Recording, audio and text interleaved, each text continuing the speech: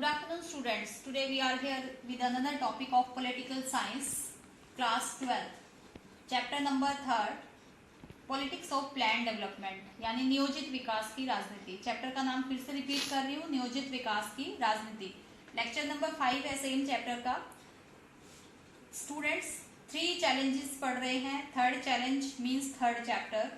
जो third challenge था वो इकोनॉमिक ग्रोथ से रिलेटेड था कि इंडिया को आफ्टर इंडिपेंडेंस इकोनॉमिक ग्रोथ को कैसे बढ़ाया जाए, उसी का टॉपिक है मेजर आउटकम्स। यानी कि जो प्लानिंग्स हमने पढ़ी हैं, जो प्लानिंग कमीशन के काम थे जो उन्होंने इंडिया की इकोनॉमी को बेटर करने के लिए किए, उसके बाद उसके मेजर आउटकम्स क्या रहे, एक तरह से उसके क्या परिणाम रहे। आउटकम्स मीन्स होता है एक रिजल्ट, कि उसका क्या रिजल्ट रहा।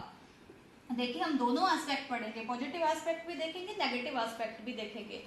प्लानिंग कमीशन ने जैसा सोचा था कि जो ऑब्जेक्टिव रख के उन्होंने एक प्लानिंग तैयार किया था कि एक जो नियोजित विकास होगा, उसको देखकर जो उन्होंने एक प्लानिंग की थी, वो एक तरह से वो चैलेंज जो उन्होंने रखा था वो काफी डिफिकल्ट प्रूव हुआ। एक तरह से लगा कि ये बहुत डिफिकल्ट चैलेंज है, क्योंकि आप लोगों ने देखा है पीछे कि कितनी सारी कंट्रोवर्सीज क्रिएट हुई और जो एक बैलेंस डेवलपमेंट होना चाहिए था वो नहीं हो पाया।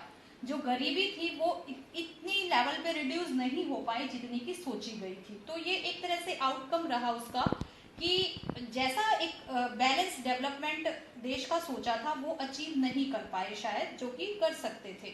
इसमें चाहे पॉलिसीज के इम्प्लीमेंटेशन में कमी लगा ले या जो डिसीजंस थे वो अच्छे से लागू नहीं हो पाए या डिसीजन प्रॉपर नहीं लिए जा सके या एक बैलेंस नहीं बनाया जा सका, मतलब इसका कोई भी रीजन लगा सकते हैं, लेकिन वो एक बैलेंस डेवलपमेंट नहीं हो पाया। बट कुछ फाउंडेशन जरूर हुई, एक तरह से कुछ बुनियाद जरूर डल गई। बुनियाद किस चीज की? देखो इकोनॉमिक ग्रोथ जो थी वो इंडिया की अब बढ़ रही थी। एक तरह से इकोनॉमिक ग्रोथ का जो एजेंडा लेकर ये काम शुरू किया गया था वो अब थोड़ा थोड़ा आगे बढ़ रहा था। एक तरह से उसकी नींव डल चुकी थी।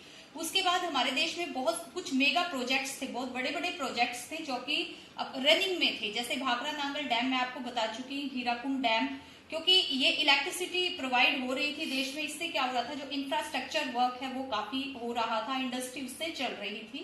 उसके बाद कई हैवी इंडस्ट्रीज डेवलप हुई, जैसे स्टील प्लांट था, वो सारा मतलब इसी प्लानिंग कमीशन के बाद, इन्हीं प्लानिंग कमीशन की पॉलिसीज के थ्रू ही वो सारी चीजें रही।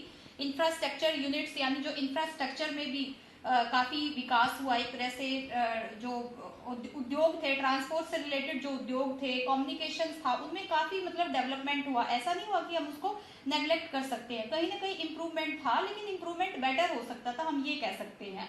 तो एक तरह से एक फाउंडेशन, एक नींव इन सारी चीजों की डल चुकी थी, जिसको कि हम नेग्लेक्ट नहीं कर सकते। शायद ये एक ऐसा रास्ता था जिसपे जाकर इंडिया की इकोनॉमी आगे अपने मतलब एक तरह से अपनी जो अचीवमेंट्स थी उसको पाने के लिए रेडी हो चुकी थी, हम ये कह सकते हैं। अब स्टूडेंट्स एक अलग टॉपिक आपकी बुक में इससे जुड़ा हुआ है, 1960 का ये टॉपिक है। 1960 में इंडिया में कुछ फूड क्राइसिस जैसी सिचुएशन हो गई। फूड क्राइसिस मतलब क्या हो गया कि खाद्य संकट होता है ये, यानी कि खाने की समस्या पैदा हो गई। खाद्य संकट मैंने बताया आपको कि पैदा हो चुका था 1960 में। इसके अलावा और भी कई सारी प्रॉब्लम्स क्रिएट हो चुकी थी। जैसे इंडिया के कई राज्य ऐसे थे जहाँ पे ड्रॉट्स यानी सूखा पड़ गया था। इससे क्या हो गया था कि क्रॉप फेलियर जैसी सिचुएशन हो गई थी। दूसरा, इंडिया को वॉर्स की सिचुएशन थी, यानी दो युद्ध उस टाइम हुए थे। एक तो चाइना के साथ हुआ था, चीन के साथ युद्ध हुआ था, और एक पाकिस्तान के साथ इंडिया का युद्ध हुआ था। तो ये दो युद्ध भी इंडिया को फेस करने पड़े इस टाइम में। इससे क्या हुआ कि युद्धों पे काफी एक्सपेंडिचर हुआ इंडिया का। तो उससे क्या हुआ कि जो इकोनॉमी है वो एकदम से डाउन हो गई।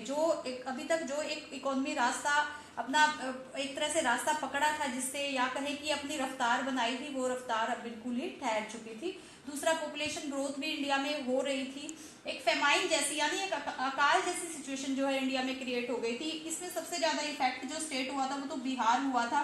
बिहार में तो कई ऐसे डिस्ट्रिक्ट थे जहां पर कि बहुत सारे लोग जो थे वो भूख की वजह से मर गए थे उस टाइम। तो ये सिचुएशन ऐसी थी कि इसमें इंडिया जो है फूड सफिशिएंट नहीं था। एक तरह से एक ऐसा देश नहीं था जो अपने लोगों को फूड प्रोवाइड कर पाए। तो उसके लिए इंडिया के पास एक ही रास्ता रह गया था। क्या रास्ता रह गया था कि उसको फूड जो है वो इम्पोर्ट करना पड़ रहा था, यानी वीट मेजर फूड क्या था हमारे यहाँ पे, जो व्हीट था वो इंपोर्ट करना पड़ रहा था और इंडिया इंपोर्ट कर रहा था उसको यूएसए से। अब देखिए आप जहाँ से खाने की तक की चीजें मंगवा रहे हैं तो आपको एक तरह से उस देश के का दबाव जो है वो झेलना पड़ता है। तो यही सिचुएशन इंडिया के साथ हुई कि अमेरिका ने काफी सारी नीतियां उस टाइम इंडिया पे थोप दी थी, जिसको कि ना चाहते हुए भी इंडिया को मानना पड़ रहा था, क्योंकि एटलीस्ट वो फूड वहां से मंगवा रहा था। तो ये एक अलग से टॉपिक है आपके इसमें। तो उसके बाद क्या हुआ, उसके अब इससे क्या दिख रहा था कि जो प्लानिंग कमीशन की पॉलिसीज हैं वो इम्प्लीमेंटेशन सही नहीं हो रहा है। मतलब प्लानिंग कमीशन के काम सब कुछ एक अनसक्सेसफुल लग रहे थे, कहीं ना कहीं एक असफल होता हुआ दिखाई दे रहा था। अब जरूरत थी किसी बड़ी ऐसी पॉलिसी की इम्प्लीमेंट करने की जिससे कि इकोनॉमिक सिचुएशन को तो सुधारा ही जा सके, और इसके अलावा ये भी हो कि इंडिया अपने आप में फूड सफिशिएंट हो जाए, कम से कम वो फूड तो अपना प्रोवाइड करे। तो इसके लिए बहुत सारे काम किए गए, जैसे लैंड रिफॉर्म वर्क हुआ, जिसमें क्या हुआ कि जमींदारी को बिल्कुल अबोलिश किया गया था। जो ब्रिटिश के अंडर जमींदारी हमारे जो इंडियन फार्मर थे वो एक तरह से इससे टॉर्चर थे, इसको झेल रहे थे, उसको अबोलिश किया गया। इसके अलावा कंसोलिडेशन ऑफ लैंड, यानी जमीन की एक तरह से चकबंदी की गई कि जो छोटे छोटे लैंड पार्ट थे जमीन के उनको इकट्ठा किया गया और उनको खेती के लायक बनाया गया। ये भी काफी काम इन प्लानिंग कमीशन के अंडर ही हुए हैं वैसे तो, लेकिन अब जो टाइम था वो ये था कि फूड किस तरह से प्रोवाइड किया जाए। तो इसके लिए 1917 का जो टाइम पीरियड माना जाता है इंडिया में, वो ग्रीन रेवोल्यूशन का टाइम पीरियड माना जाता है। 1970 में क्या हुआ था कि एग्रीकल्चर के क्षेत्र में, यानी खेती के क्षेत्र में एक रेवोल्यूशन हुआ था जिसको ग्रीन रेवोल्यूशन कहा जाता है। इसमें क्या हुआ था कि बहुत बूस्ट प्रोडक्शन हुआ था, यानी बहुत ज्यादा मात्रा में प्रोडक्शन हुआ था व्हीट और राइस का, जो कि खाने की चीजें हैं, मेजर फूड है इंडिया का, उसका बहुत बड़ा प्रोडक्शन कैसे कराया गया था। जैसे HYV सीड्स का यूज किया गया था, इसमें अच्छी क्वालिटी के बीजों का यूज किया गया था। इरिगेशन फैसिलिटीज को बढ़ाया गया था, यानी कि सिंचाई की सुविधाओं को बढ़ाया गया था सरकार के द्वारा, उसमें सब्सिडी प्रोवाइड की गई थी लोगों को। इसके अलावा अच्छी क्वालिटी के पेस्टिसाइड्स यूज किए गए थे, यानी कीटनाशक। और इससे क्या हुआ था, इसकी वजह से एक मेगा प्रोडक्शन हुआ था इंडिया की एग्रीकल्चर में। और इसमें जो काफी सारे स्टेट ऐसे थे इंडिया में, जैसे मेजर जो स्टेट माने जाते हैं हमारे, उसमें पंजाब, हरियाणा और वेस्टर्न उत्तर प्रदेश के पार्ट माने जाते हैं, जहां पर की बड़ी हाई क्वालिटी में व्हीट का प्रोडक्शन हुआ था। और इसी टाइम पीरियड को ग्रीन रेवोल्यूशन के नाम से जाना जाता है। ग्रीन रेवोल्यूशन का लाने का मेन रीजन क्या था, फूड जो क्राइसिस थे हमारे देश में, जो खाद्य सुरक्षा थी उससे बचना, उसको खत्म करना एक तरह से देश में।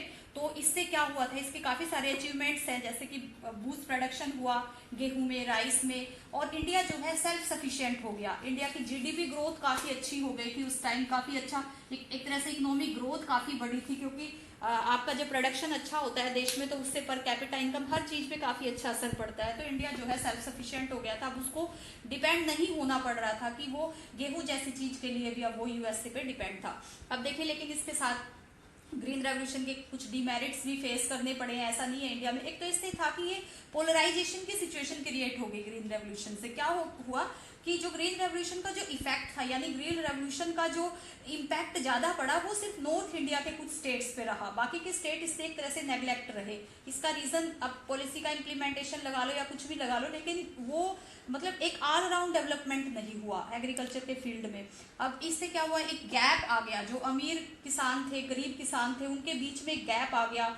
जो मिडिल किसान था वो चलो इससे थोड़ा बहुत फिर भी उसको थोड़ा फायदा हुआ, लेकिन एक गैप मेंटेन हो गया था, रीजन्स में गैप मेंटेन हो गया था। कुछ रीजन बड़े डेवलप हो गए थे, उसमें काफ़ी प्रोस्पेरियस बन गए थे, हमारे जो नॉर्दर्न स्टेट्स थे वो काफ़ी प्रोस्पेरियस हो गए थे, लेकिन इसके अलावा काफ़ी सारा पार्ट जो इंडिया का है वो इससे नेग्लेक्ट रह गया था। कहने का मतलब है कि पोलराइजेशन जैसी सिचुएशन इसमें क्रिएट हो गई थी। स्टूडेंट, काफ़ी इंपॉर्टेंट क्वेश्चन है, ग्रीन रेवोल्यूशन के अचीवमेंट्स यानी उसकी मेरिट्स और डिमेरिट्स का क्वेश्चन आपका बनता है। और ग्रीन रेवोल्यूशन से आपको ये अननोन नहीं हो, ये आपने पहले भी काफ़ी सुन चुके हो इसके बारे में कि ये टाइम पीरियड इंडिया के एग्रीकल्चर में काफ़ी मतलब गोल्डन टाइम पीरियड माना जाता है।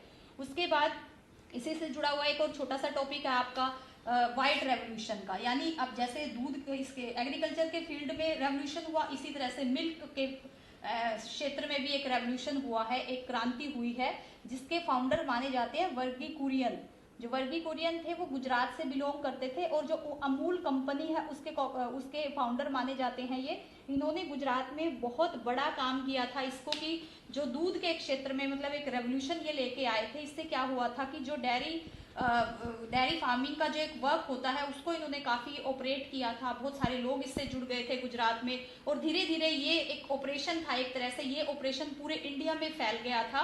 और इनको फाउंडर ऑफ वाइट रेवोल्यूशन एक तरह से माना जाता है, father of white revolution Verghese Kurien को माना जाता है कि जैसे ग्रीन रेवोल्यूशन का रोल खेती के क्षेत्र में काफ़ी है, उसी तरह से वाइट रेवोल्यूशन जो है दूध के क्षेत्र में एक मेगा प्रोडक्शन इंडिया में हुआ है, जिसको यूटिलाइज किया गया है बाद में, और लोगों को इसमें ना केवल इसमें डेवलपमेंट के मतलब इंडिया का डेवलपमेंट हुआ है, बल्कि उससे लोगों को एम्प्लॉयमेंट भी काफ़ी मिली है, मतलब रोजगार के साधन भी लोगों के लिए काफ़ी खुले हैं इस वाइट रेवोल्यूशन के साथ साथ। तो ये दोनों रेवोल्यूशन इंडिया के जो एक तरह से जो हमारा विकास था, जो एक हमने सपना रखा था एक डेवलपमेंट का, इकोनॉमिक डेवलपमेंट का, इसमें इन दोनों रेवोल्यूशंस ने अपना काफ़ी रोल प्ले किया है।